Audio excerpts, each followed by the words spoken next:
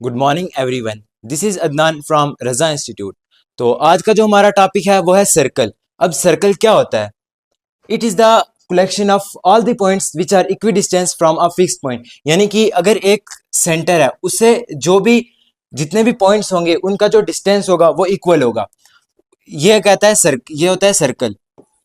उसके बाद होता है कि radius of the circle. Radius क्या है? एक सर्कल है, सर्कल का जो सेंटर पॉइंट है, सेंटर पॉइंट से लेके और जो एक ऑन द सर्कल का एक जो पॉइंट है, यानी कि अगर ये पॉइंट है और ये पॉइंट है, अगर इन दोनों लाइन को ज्वाइन कर दें तो ये ओ ये ए, तो जो ओ ए है वो रेडियस ऑफ द सर्कल है। उसके बाद आता है डायामीटर। डायामीटर एक ऐसी कॉर्ड यानी कि एक जो रेडियस है, रेडियस एक ऐसा हो गया और उसी को अगर हम प्रोड्यूस करके अगर दूसरे पार्ट तक सीधी लाइन को ज्वाइन कर दें जो एक 180 डिग्री एंगल बनाता हो, उसको हम कह सकते हैं कि ये डायमीटर ऑफ द सर्कल है। उसके बाद आता है कॉर्ड। कॉर्ड एक सर्कल की कॉर्ड को क्या कहते हैं? ये सर्कल है, उसके बाद उसका ये सेंटर ओ है। उसके बाद अगर दो सर्कल पे अगर एक पॉइंट ये आ गया और एक पॉइंट ये आ गया और इन दोनों लाइनों को अगर जब हम ज्वाइन करेंगे, ये मान लो ए है ये बी है, और इन दोनों लाइनों को अगर हमने जब ज्वाइन कर दिया तो ये जो लाइन सेगमेंट ज्वाइन हुई ना, तो इसको हम कह सकते हैं ये कॉर्ड ऑफ द सर्कल है। उसके बाद डायमीटर जो है ना वो लॉन्गेस्ट कॉर्ड है।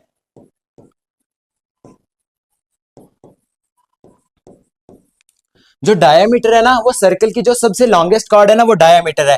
और उसके बाद आता है कि जो ये रेडियस है, रेडियस को हम रेडियस को हम ये कह सकते हैं कि ये डायामीटर का डबल, रेडियस जो है वो डायामीटर का हाफ है, और जो डायामीटर है वो रेडियस का डबल है।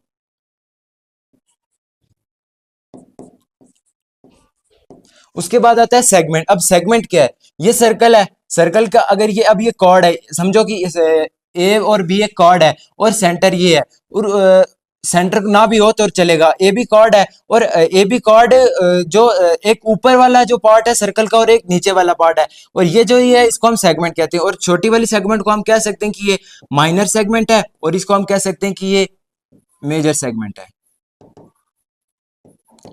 उसके बाद आता है कि सेगमेंट सेगमेंट हो गया। उसके बाद सेक्टर। सेक्टर एक ये सर्कल है और ये सेंटर है उसका ओ, ये पॉइंट है ए, और ये हम रख लेते हैं कि ये बी पॉइंट है।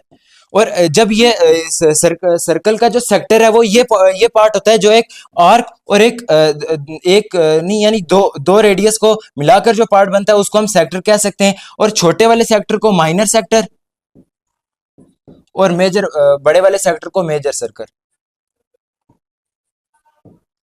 और उसके बाद कहता है कि अगर एक सर्कल है उसकी अगर दो कार्ड्स इक्वल हैं, यानी कि अगर गिवन है कि A B is equal to C D,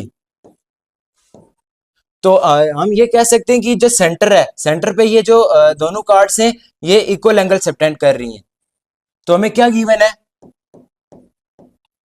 given ये है कि ए बी जो है वो is equal to C D है, और हमें क्या प्रूफ करना है? जो एंगल वन है वो एंगल टू के इक्वल है। To prove angle one is equal to angle two, तो हम कह सकते हैं कि जो इन triangle A O B and triangle C O D, जो ओ ए है वो ओ सी के इक्वल है। ओ ए इज इक्वल टू ओ सी। क्यों है? क्योंकि रेडियस ऑफ सेम सर्कल है।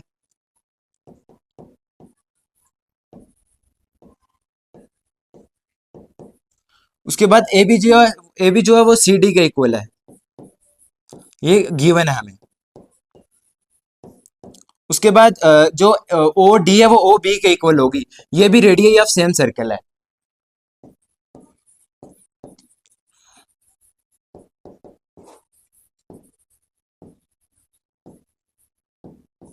तो इससे जो हमारा ट्राइंगल ए ओ बी है वो कॉन्ग्रुएंट हो जाएगा ट्राइंगल सी ओ डी से।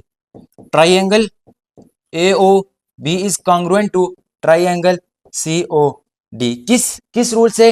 Triple S. S S S side side side, अगर एक ट्राइंगल की तीनों साइड इक्वल है दूसरे ट्राइंगल की तीनों साइड से, तो हम कह सकते हैं कि ये दोनों जो ट्राइंगल है वो कॉन्ग्रुएंट है। और इसी से अगर तीन ट्राइंगल कॉन्ग्रुएंट है तो उसके कॉन्ग्रुएंट जो एंगल्स होंगे वो भी इक्वल होंगे। वो क्या क्या एंगल वन जो है वो एंगल टू के इक्वल होगा सीपीसीटी से।